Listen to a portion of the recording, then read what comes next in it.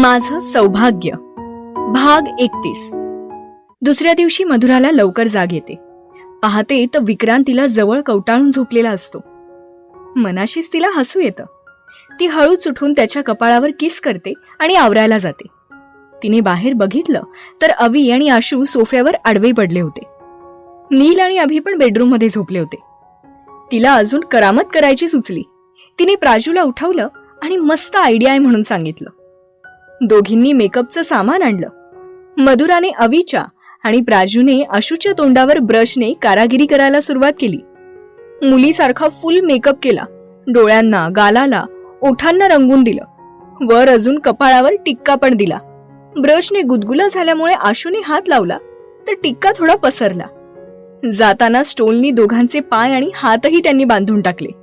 सगळं आवरून झाल्यावर फोटोही काढून ठेवले आणि मग त्या बाकीच्यांना उठवायला गेल्या। रात्री जागरणामुळे सगळे उशिरापर्यंत झोपले होते। मधुरा विक्रांतला उठवायला आली। कालच्या त्या पंचमुळे त्याच्या ओठाजवळ लाल झालं होतं। तिने हलकेच तिथे किस केलं। तिच्या ओठांच्या स्पर्शाने तो जागा झाला आणि तिला ओढून त्याच्या जवळ घेतलं। अहो उठा ना, लेट झालाय। नको, तू झोप ना अजून। तुला बरं वाटतंय? फीवर नाहीये ना?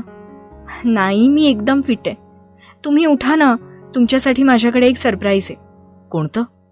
नको, असं नाही, प्लीज उठून आवरून या ना। माझं गुड मॉर्निंग गिफ्ट दे, तरच उठेन मी। हे काय नवीन? मग तुझ्यासाठी काल इतकी फायटिंग केली, तू साधं थँक्स पण नाही म्हणलीस। आता गिफ्ट तरी दे। नवरा बायकोत थँक्यू वगैरे काही नसतं। तुम्हीच तर म्हणाला होतात ना मागे। मग गिफ्ट दे। संध्याकाळी। आता नाही दिलंस तर मी परत झोपे। नको ना, प्लीज। ठीक आहे, तुम्ही डोळे बंद करा। तसे तो डोळे बंद करतो। ती हलकेच कपाळावर, डोळ्यावर, गालावर किस करते। थोडं खाली येऊन ओठावर ओठ टेकवून हलकेच त्याचा एक ओठ चावते आणि पटकन पळून जाते। बिचारा उठून बसतो आणि आवरायला जातो। मधुरा नीललाही उठवते। काल विक्रांतने केलं अगदी तसंच प्राजू अभिच्या कानात ब्लँकेटचं टोक टाकून त्याला त्रास देऊन उठवते। तिघं आवरून हॉलमध्ये येतात। अभि आणि आशूकडे बघून नील ओरडणार, तोच मधुरा त्याच्या तोंडावर हात ठेवून नजरेनेच नाही म्हणते। हेच सरप्राईज, ती विक्रांतला म्हणते। पाचही जण तोंड दाबून हसत असतात। नील एक मीडियम साईजचा आरसा वॉशरूम मधून आणतो। दोघी पण चहाचा कप घेऊन अभि आणि आशूचं बोट त्या गरम चहात टाकतात। ते दोघं ओरडून उठणार, तोच हातपाय बांधल्यामुळे सोफ्यावरून खाली पडतात। जोरदार हशा पिकतो।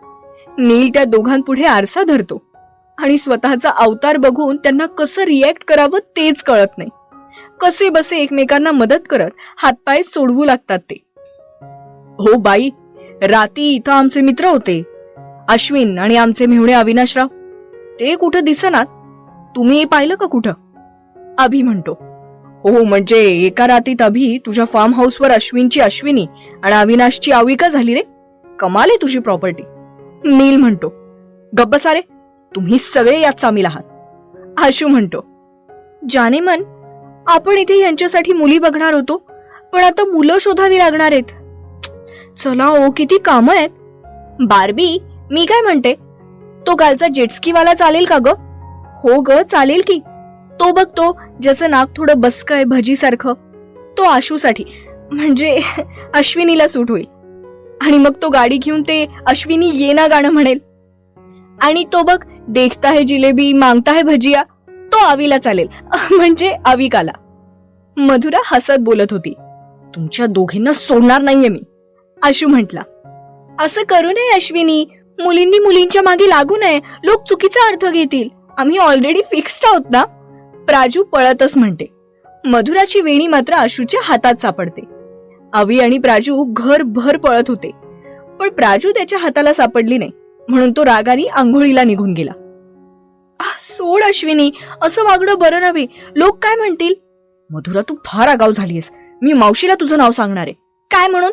मी तुमच्या फेसचा मेकअप केला म्हणून? शी, किती हसतील सगळे। माझे केस सोड ना अश्विनी, दुखतायत। नील, अभि आणि विक्रांत पोट धरून हसत होते। का? मला त्रास द्यायला तुला आवडतं ना? हो, तुमच्यामुळे काल आमच्यात भांडणं झाली, आज मी बदला घेतला, झाली फिट्टमफाट। माझे केस सोडा, नाहीतर असा मेकअप करेन मी रोजच. हो का? मग सोडवून दाखव. दुखतायत आशू केस. प्लीज विक्रांत, सांगा ना. आशू सोड रे, प्लीज, दुखत असतील तिला. विक्रांत हसू आवरत म्हणतो. तू तर गप रे, फायटर म्हणे. आशू रागातच म्हणतो.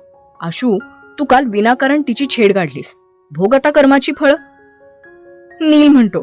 तुम्ही माझे केस सोडा, नाहीतर बघा मी काय करेन. काय करशील? मी काय विक्रांत नाहीये तुला घाबरायला. बघा बर का. हा बघू. तिने काल सारखंच याला पण नखांनी बोचकारलं आणि जोरात पायावर पाय दिला आणि पळत जाऊन नीलच्या मागे लपली. ओए मांजर, विकी, हिची नखं कापली होती की नव्हती कधी? कसली बेकार लागली. निशाण आलेत बघ. पांढरी मांजर कुणीकडची. मी म्हणलं होतं ना, का नाही सोडलीत मग माझी वेणी? ती हळूच डोकं बाहेर काढून म्हटली. तुला तर मधुरा, अश्विनी म्हणजे आशू, जाऊ दे, तू आवरून घे बरं, उशीर होतोय. अजून थोडं फिरून येऊयात. हा, विकी म्हणतो. विक्या, मी ना हिला सोडणार नाहीये. एक दिवस असा बदला घेईन ना, याद राखशील. आशू रागातच निघून जातो. सोड ना आशू, मस्करी केली जशी तू काल केलीस. नील म्हणतो. पण तोपर्यंत आशू गेलेला असतो. तो गेल्यावर सगळे परत जोर जोरात हसतात. नाश्ता करून परत थोडं फिरायला साईट सीन करायला जातात. आशू रागावला होता म्हणून मधुरा त्याला मनवत होती.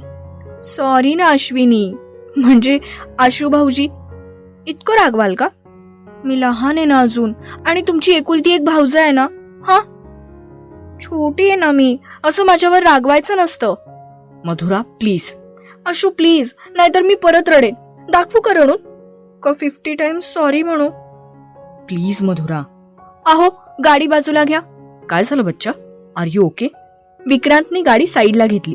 तसे सगळे उतरले. मधुरा कान पकडून आशू आणि आवी समोर उठाबशा काढत होती. 5-6 काढल्यावर त्यालाच तिची दया आली आणि त्याने तिचं सॉरी ऍक्सेप्ट केलं. सगळे बॅक टू नॉर्मल. थोडी बहुत खरेदी करून परतीच्या वाटेला निघाले सुद्धा. बाहेरच जेवण करून संध्याकाळी झोपायच्या वेळेला परत आले. ट्रिपवरून आल्यापासून नील फ्रेश फील करत होता. स्वतःहून सगळ्यांसोबत मिक्स व्हायचा. हॉस्पिटलचं काम आता शेवटच्या टप्प्यात होतं. विक्रांत कामासाठी आउट ऑफ स्टेशन होता. फंक्शनला येईल की नाही ह्याची काही शाश्वती नव्हती. मधुराची डान्सची प्रॅक्टिस चालू होती. वीकेंडला वेलकम पार्टी होती. एकदा कॉलेजमध्ये धावती भेट देऊनही आली होती ती. पार्टीचा तो दिवस उजाडला. रात्रीची पार्टी होती म्हणून नील मधुराला सोडायला आणि आणायला जाणार होता. विक्रांत नाही म्हणून मॅडम थोड्या अपसेट होत्या. आशूनी मन रमवलं असतं, पण त्याला सुद्धा इम्पॉर्टंट सर्जरी होती. तिने मस्त वन पीस गाऊन घातला होता. केस थोडे कर्ली केले. कानात इयरिंग्स, हातात वॉच आणि हँड मंगळसूत्र. बोटात रिंग्स घालायला खूप आवडायच्या तिला. पायात हिल्स, साजेसा मेकअप. असं सगळं करून सगळ्यांना दाखवलं. फायनली फोटोशूट पण केलं आणि ते फोटोज विक्रांतलाही पाठवले. नीलने तिला कॉलेजमध्ये ड्रॉप केलं. तिकडे क्लासमधले सगळे होते. ऋषी तर बघतच राहिला.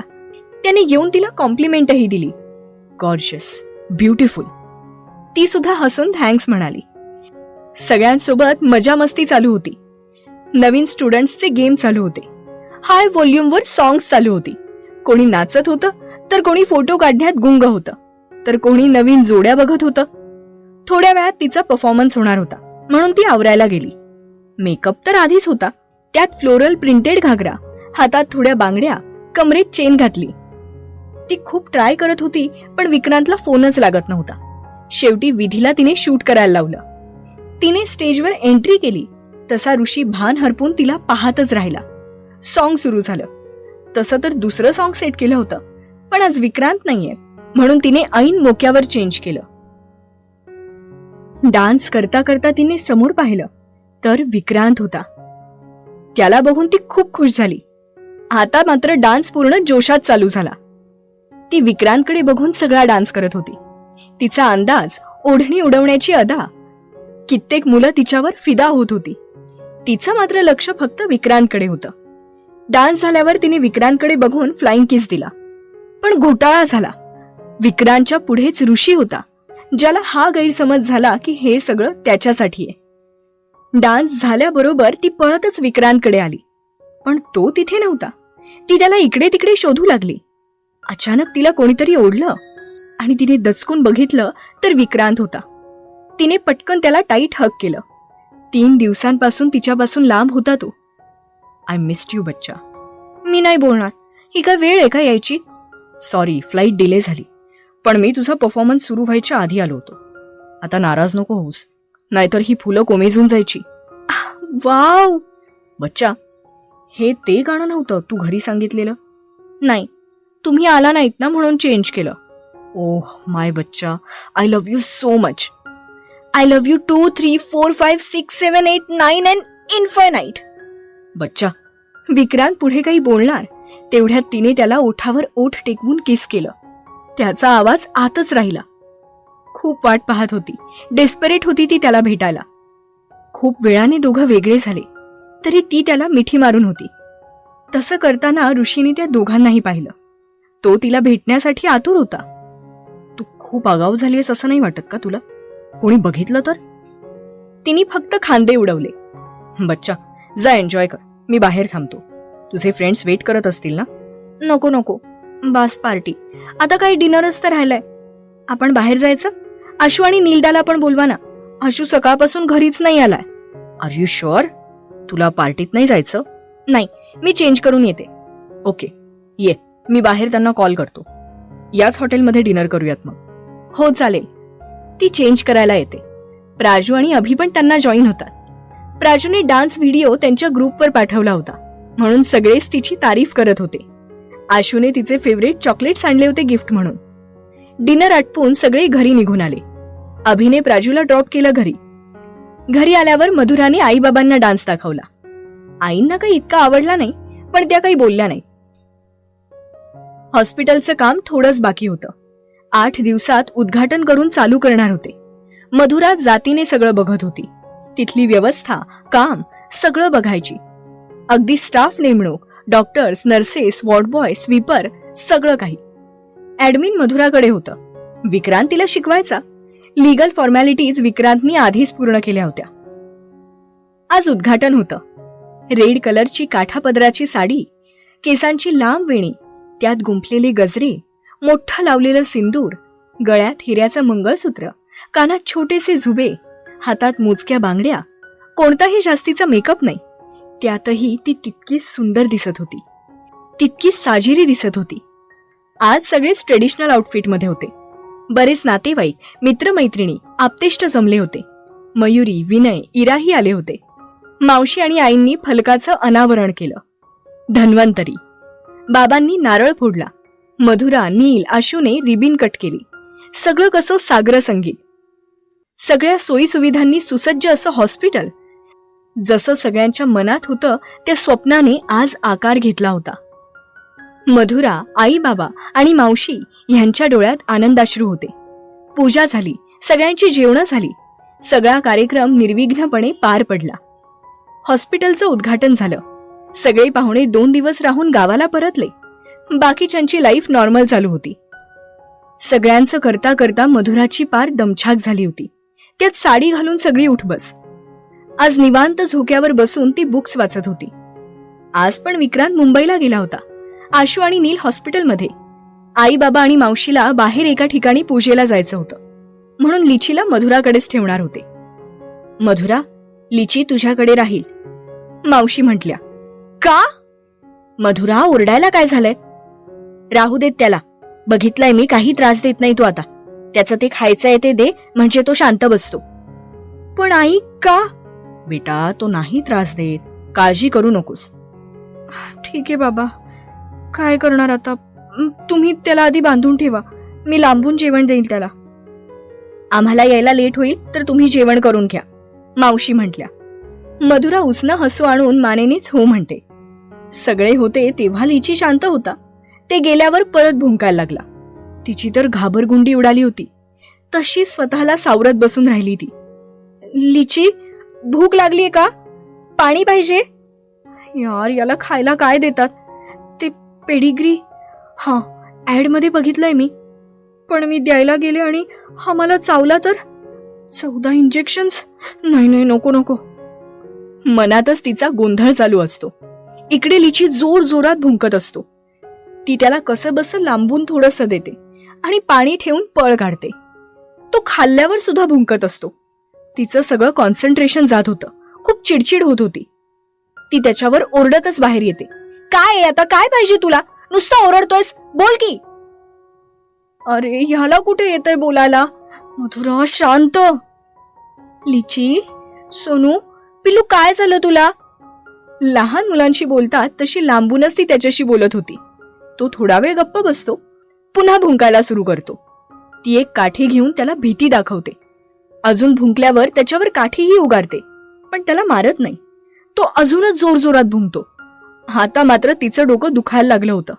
ती आशूला कॉल करून अर्जंटली बोलावून घेते. आशू आल्यावर पण लिची भुंकतच होता. त्याला थोडा डाऊट आला, म्हणून तो त्याला डॉक्टरांकडे घेऊन आला. बरं नव्हतं म्हणून लिची तसा रिॲक्ट करत होता. संध्याकाळी सगळे घरी आले. जेवण होईपर्यंत सगळे शांत असतात. ती तिचं आवरत असते. मधुरा, बाहेर ये, विक्रांत म्हटला. लिचीला काय केलंस तू आज? मी काही नाही. तो ओरडत होता. त्याला खायला दिलं, पाणी दिलं तरी तो ओरडत होता. म्हणून तू त्याच्यावर काठी उगारलीस, होय ना? शी, शोभतं का तुला हे मधू? अगं, एक मूक जनावर येते जे आजारी आहे. थोडं समजून घ्यायचंस तर तू त्याला मारायला निघालीस. तुला काहीच नाही वाटलं? सॉरी, मला समजत नव्हतं. मी खूप ट्राय केला तरी तो माझ्यावर ओरडत होता. माझं डोकं दुखायला लागलं म्हणून मग मला वाटलं की तो काठीला घाबरेल. मी मारलं नाही, फक्त उगारली होती. मग मार, म्हणजे तुला बरं वाटेल. त्याला काही त्रास होत असेल असं नाही वाटलं तुला, होय ना? सॉरी ना. मला नाही समजत त्याचं गणित. त्याचं सोड, मला तुझंच गणित समजत नाहीये. तू चांगली चांगली म्हणत असताना एका प्राण्याला कसं मारू शकतेस? विकी, जाऊ दे, तिने मारलं नाही ना. It just happened, leave it. Neel म्हटला. No, I can't Neel. I can't tolerate दिस.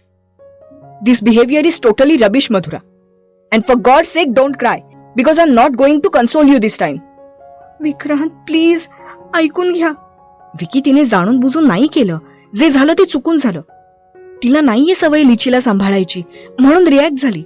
मी यापुढे काळजी घेईल, त्याला इथे नाही आणणार. नाही आशू, तो आता इथेच राहील. हीच हिची शिक्षा असेल. तिच्या सेफ्टीसाठी म्हणून आणला तर ही त्यालाच मारायला निघाली.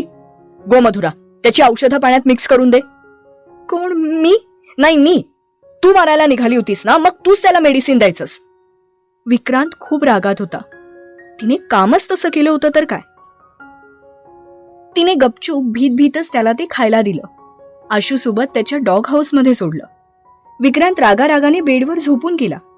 तिने बघितलं तर त्याचे दोन्ही हात ब्लँकेटच्या आत होते. खूप रडू येत होतं तिला. तो कधीच तिला असं एकटीला झोपवत नव्हता आणि आज त्याने त्याचं प्रॉमिस मोडलं होतं. तसंच रडू दाबून ती अभ्यासाला बसली तरी आता डोळ्यातलं पाणी काही थांबत नव्हतं. हुंदके आवरण्याचे निष्फळ प्रयत्न चालू होते. त्यालाही कळत होतं, पण लिची आणि तिला जवळ आणण्यासाठी आज जी चूक तिने केलीये ती भविष्यात कधी होऊ नये म्हणून तो थोडा स्ट्रिक्ट झाला होता. थोड्या वेळाने त्यालाच तिची दया आली. ती चुपचाप स्टडी टेबलवर डोकं ठेवून पेपरवर सॅड स्माइली काढत होती. तिला तसं बघून त्याच्या हृदयातून कळ निघाली. त्याने तशीच खुर्ची बाजूला सरकवली आणि तिची मान वर केली. रडल्यामुळे सगळा पेपर ओला झाला होता. चल, झोपायचं? ती मानेनेच नाही म्हणाली. का? अजून सगळे बुक्स भिजवायचेत का? सॉरी.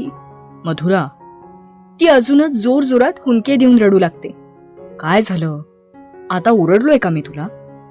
तुम्ही मला बच्चा नाही म्हणाला म्हणजे अजून रागावलाय.